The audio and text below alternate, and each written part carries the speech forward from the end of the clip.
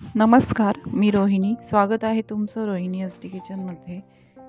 जर तुम्हाला गोड आवडत असेल तर मी घेऊन आलेली आहे एक पारंपरिक गोड पदार्थ आळण.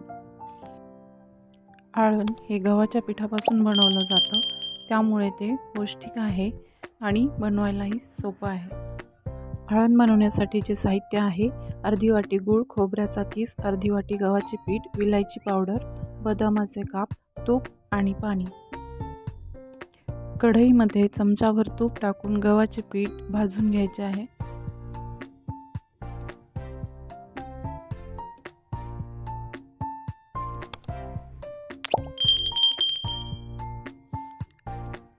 आणि पीठ भाजताना त्यात गाठी राहणार नाहीत याची काळजी घ्यायची आहे. कमी गॅसवर पीठ लाल होईपर्यंत भाजल्यामुळे त्याला छान वासही येतो.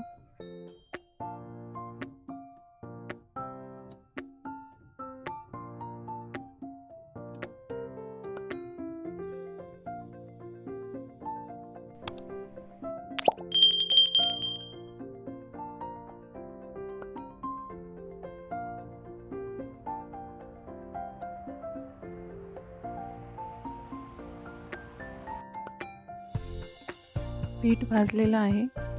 भाजलेलं गव्हाचं पीठ एका वाटीमध्ये काढून घेऊन ते थंड झालं की त्यात पाणी टाकून त्याची पेस्ट बनवायची आहे. गॅसवर एका पातेल्यात 2 ग्लास पाणी उकळी येण्यासाठी ठेवून द्या.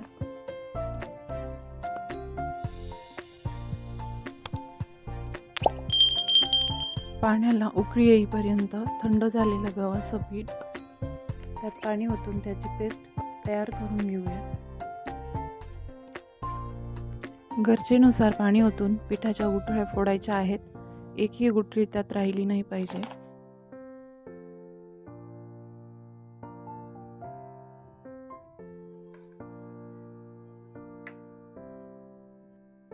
पातेल्यातलं पाणी उकळलं असेल तर त्यात गूळ टाकून घ्यायचा आहे. टाकलेला गूळ पूर्णपणे विरघळून जाऊ द्या, त्यासाठी सतत ढवळत राहा.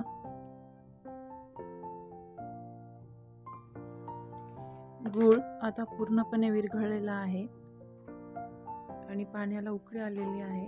गॅस कमी करून पिठाचे मिश्रण त्यात हळूहळू ओतायचे आहे. मिश्रण ओतत असताना त्यात पिठाच्या गाठी होणार नाहीत याची काळजी घ्यायची आहे.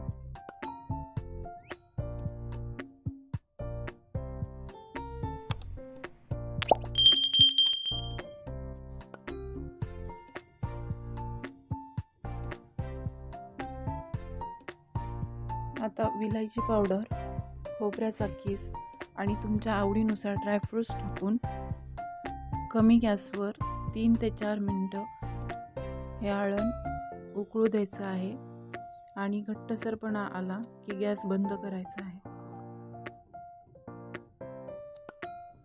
तुम्हाला ही पारंपरिक आणि गोड तसेच पौष्टिक रेसिपी आवडली असेल तर व्हिडिओला लाईक करा, तसेच व्हिडिओ शेअर करा आणि रोहिणी SD किचन या चॅनलला सबस्क्राईब करायला विसरू नका. धन्यवाद.